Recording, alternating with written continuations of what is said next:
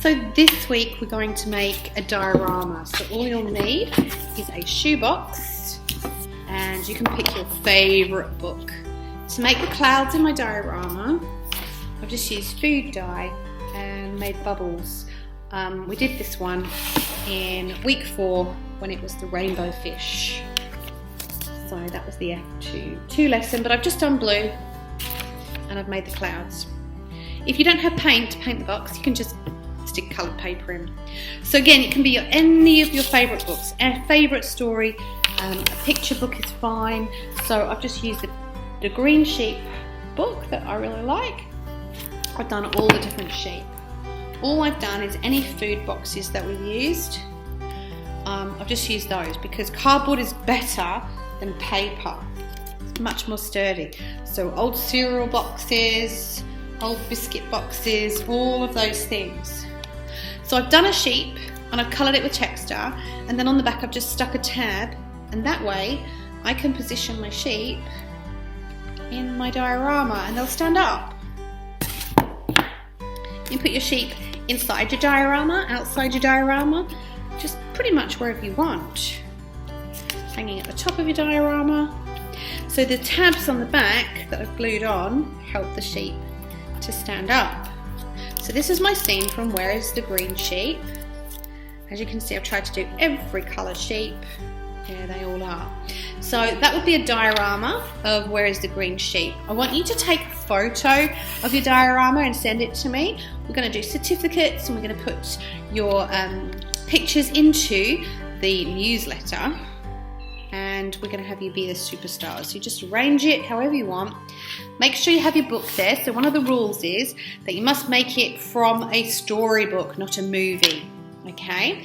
You need to make at least 4 things. So I've made everything, but you might use things around the house. So this is the Green Sheep. We started this with the story of Elma, who's actually 30 this week. So I've decided I'm also going to do an Elma diorama. Now I've got 2 kind of pictures from the Elma book. One, this is kind of different. So I've cut 2 shapes out that are exactly the same size, and then I've just glued them in the middle, and then I'm kind of opening them up so that he stands up. But I've also glued on like a flappy ear.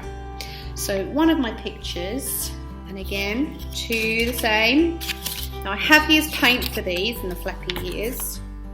One of my scenes is going to just have lots of elephants mooching around in the scene. I've done blue and aqua, and so they're slightly different in the way that the others were made. They stand up in a slightly different way. So I've tried to make loads of elephants, but remember the rule is that you're going to try and make 4 different things for your diorama. You can make more, but 4 would be the minimum that I would be hoping that you could do. And then you set up the scene with the book. So it's not from a movie, it's definitely from the book. You set up your diorama. When you're happy with your diorama, take a nice picture of it and you send it to me. So this one is my diorama of Elma the elephant. I'm going to just move my camera back a bit so that you can kind of see the whole diorama. Now I've made 2 scenes for this one. So one of them was just all the elephants from the beginning of the book, where they were all standing together. And then I've made the picture of Elma when he goes through the forest. So I'm going to take the blue elephants away. And then made a jungle kind of scene. So there's Elma walking through the jungle. So these trees, I've just stuck a flap of card on them so that they stand up. You need to work out how to make things stand up a little bit in your diorama so that you can stand back and take a photo and they'll still stand on their own. That one's not really standing. So I've made a couple of jungle animals that can say, "Hello Elma." Hello Elma. Made a little bit of grass, that kind of thing. So you don't have to have just characters, you can set scenes, you can create your diorama however you want, and then take your picture. For this one, I could even take a photo of the book where he's going through, have a picture of the book where he's going through the jungle, and then show that I've created my jungle. Now it's up to you what book you want. This diorama seems to work for a lot of books because it's just sky and grass, so it's pretty easy. One of my other favourite books is this one, Harry Potter and the Philosopher's Stone. But this one I actually printed the castle because I found that was too hard for me to draw, and then I glued a strip of card along the bottom so that the castle can kind of stand up in a curly way at the back of the diorama. And then I've made the main characters on broomsticks. Now I do have a small Harry Potter keyring, so I could hang that, but I haven't made 4 things. So the minimum is 4 things. So what I think I will do is I might tape my flying Harry to the top of the diorama so that he can fly through the sky. Then I might tape Hermione, she can be in it too. And I might even tape Ron. And then I've got to try and position all of the characters for the photo that you can send to me. It can then go into the newsletter. So this is my Harry Potter diorama, and I've made 4 things because I've got the castle and then I've got the 3 wizards flying through the sky.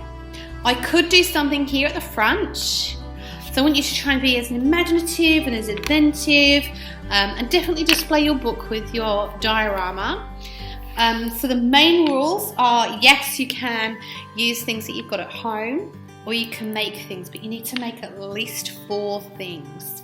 Remember, there are 2 ways to stand things up, so you can do 2 exactly of the same cutouts and glue them together. You can use an old biscuit or container and just cut one out and then just cut like a stand and put that on. So both of those help you to stand them up. You can glue things to the top like this, so they're like kind of flying and wobbling and moving around. The only problem with this one is that obviously when you look at the back, they don't have any pictures, but you could do it as a double-sided if you wanted to. The other rule is that you've got to have the book displayed with it if you can. That would be awesome. And then take a picture, send it in, and we'll put this in the newsletter. We'll do some certificates. I know this is a longer lesson than 40 minutes. If you don't have time for this, then you can go onto the Home Learning webpage, you can go onto the Visual Arts page, and you can do any of the 14 lessons. So you can do an Elmer the Elephant, you can print the leaves, you can do the patterns. So there are 14 lessons. There's the panda, there's some drawing lessons, there's the dot lessons, and last week we did chameleons. So there's the chameleon lessons. So if there's any of the lessons that you want to do, so if you've only got a short amount of time, you haven't got a lot of resources, you can go across to the web page and have a look at all of those lessons, and you can do one of them. Or if you have got time, you can set up and make and create an amazing diorama that you could bring to school and show your teacher, and you can send me a photo. So good luck with your diorama this week. This is the last online home learning lesson. I will see you next week at school, unless you're already at school, and I will see you there. But good luck with this. I hope that you enjoy it. I hope that you really get into it, and that you can create your favourite storybook into a really cool diorama. So I'll see you next time. Bye.